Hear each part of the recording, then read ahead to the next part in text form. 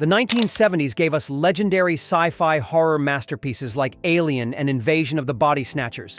But for every classic, there were ambitious failures that crashed and burned despite bold concepts and big dreams. Today, we're counting down 10 horror sci-fi films from the 70s that spectacularly failed to launch. 10, Phase 4, 1974.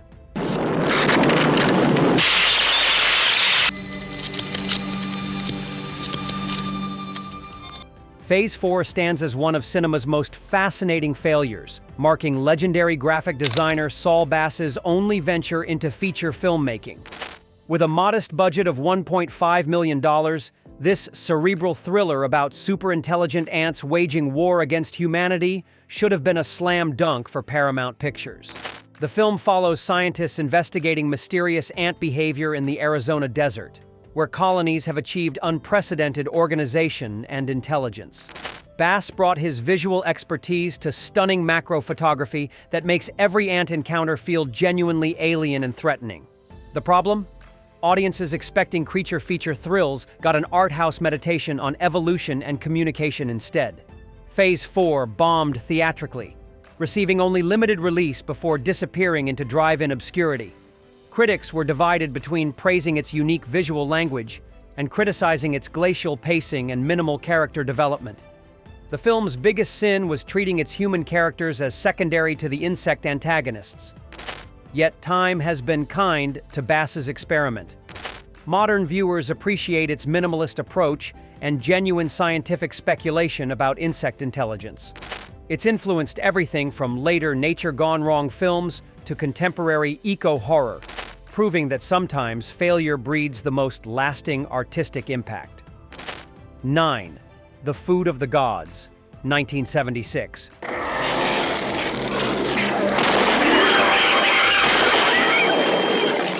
Bertha Gordon's adaptation of H.G. Wells earned just $1.9 million against its $500,000 budget. But the real tragedy wasn't financial failure. It was wasted potential. This tale of growth hormone creating giant rats, wasps, and chickens on a remote island had all the ingredients for B-movie gold. Gordon, known as Mr. B.I.G. for his giant creature obsession, recycled footage from his earlier films and relied on unconvincing composite shots that made Godzilla look photorealistic. The oversized animals were clearly regular creatures filmed against miniature sets, creating unintentional comedy rather than terror. Despite terrible execution, the film tapped into genuine 1970s anxieties about chemical pollution and genetic manipulation. Wells's source material offered rich themes about humanity's hubris, but Gordon reduced it to cheap thrills and cheaper effects. The Food of the Gods found new life through Mystery Science Theater, 3000 and midnight movie circuits. It's so bad its good reputation overshadows any serious environmental message, but it represents the era's fascination with science gone wrong, even when the science was clearly just a guy in a rat costume. 8.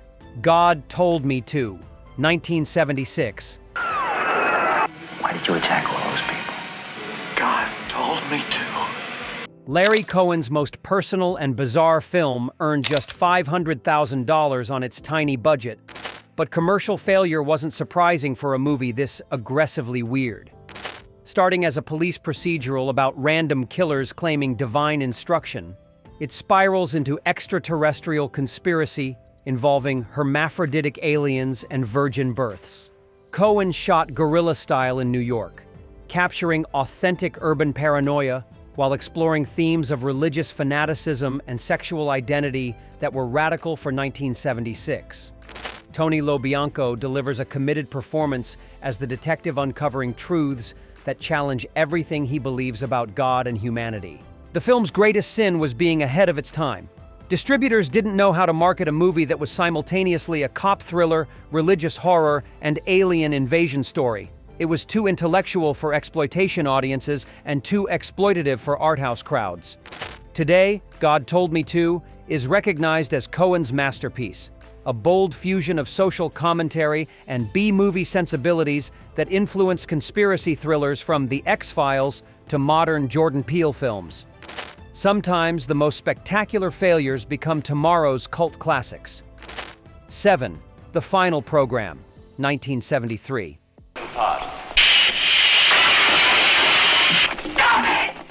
Robert Fuest's adaptation of Michael Moorcock's Jerry Cornelius novels cost £200,000 and confused audiences on both sides of the Atlantic.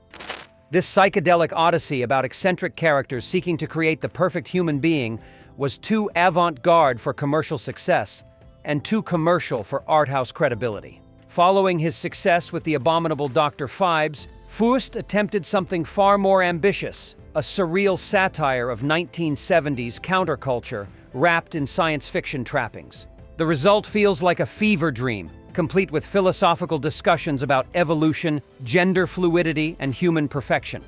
The film's striking production design and costume work created a unique aesthetic that influenced music videos and fashion photography for decades. Unfortunately, the incomprehensible plot and deliberately obtuse dialogue alienated mainstream audiences expecting conventional narrative structure.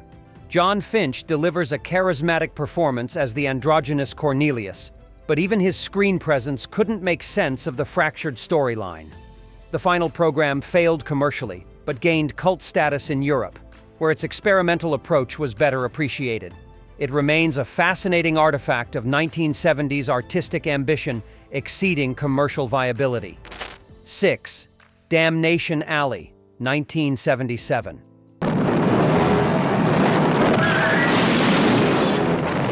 With a massive $17 million budget, Damnation Alley should have been 20th Century Fox's answer to the growing science fiction market. Instead, it earned just $4 million and became one of the decade's most expensive genre disasters. The post-apocalyptic road movie follows survivors crossing mutated America in armored vehicles, facing giant cockroaches, killer storms, and radioactive hazards. Star power from Jan Michael Vincent and George Peppard couldn't overcome dated special effects that looked cheap even by 1977 standards. The film's biggest misfortune was releasing the same year as Star Wars, which redefined audience expectations for science fiction spectacle. Damnation Alley's poor matte paintings and unconvincing creature effects seemed primitive by comparison. Despite technical shortcomings, the core concept influenced later post-apocalyptic films, particularly the Mad Max series. The idea of crossing a devastated landscape while facing environmental and human threats became a genre staple. Roger Zelazny's source novel offered rich material about survival and human adaptation, but the film reduced complex themes to simple action sequences. Damnation Alley represents 1970s science fiction's growing pains, ambitious concepts struggling with limited technical capabilities. 5. The Island of Dr. Moreau, 1977. The Human Legacy. Despite earning $19 million against its $6 million budget, this H.G. Wells adaptation is remembered as a failure of missed opportunities. With Burt Lancaster and Michael York leading a prestigious cast, expectations were high for a definitive version of the classic story. Production troubles plagued the film from day one. The original director was fired, scripts were constantly rewritten, and tropical shooting conditions created chaos. Lancaster reportedly clashed with everyone, while the elaborate creature makeup often looked more silly than scary. The story of a mad scientist creating human-animal hybrids offered perfect material for 1970s horror, tapping into fears about genetic experimentation and animal rights. Unfortunately, tonal inconsistencies and pacing problems undermined the philosophical depth of Wells's original work. What should have been a thoughtful exploration of what makes us human became a forgettable creature feature. The film's failure overshadowed its few successful elements, including some genuinely unsettling makeup effects and Lancaster's committed, if over-the-top, performance. Later adaptations would face similar problems, suggesting that Moreau's complex themes resist easy film translation. This version remains a cautionary tale about prestigious projects undone by behind-the-scenes chaos. 4. Logan's Run, 1976. Runner! There's just one catch. Logan's Run presents a unique case, a box office success that failed culturally. Earning $25 million against its $9 million budget, it should have launched a science fiction franchise. Instead, it became a cautionary tale about ambitious concepts hampered by execution. The dystopian premise of a society where people die at 30 resonated with audiences, but the film's dated special effects and weak world-building prevented it from achieving lasting impact. Miniature cityscapes looked unconvincing even in 1976, while the supposed utopian society felt more like a shopping mall than a futuristic civilization. Michael York and Jenny Agutter delivered committed performances, but their characters remained underdeveloped archetypes rather than fully realized people. The film raised fascinating questions about youth culture, overpopulation, and societal control without exploring them deeply. Despite spawning a short-lived television series, Logan's Run failed to establish the multimedia franchise studios desired. Its influence on later dystopian films is minimal compared to contemporaries like Soylent Green. The concept deserved better execution than this glossy but shallow adaptation provided. 3. The Man from Atlantis, 1977.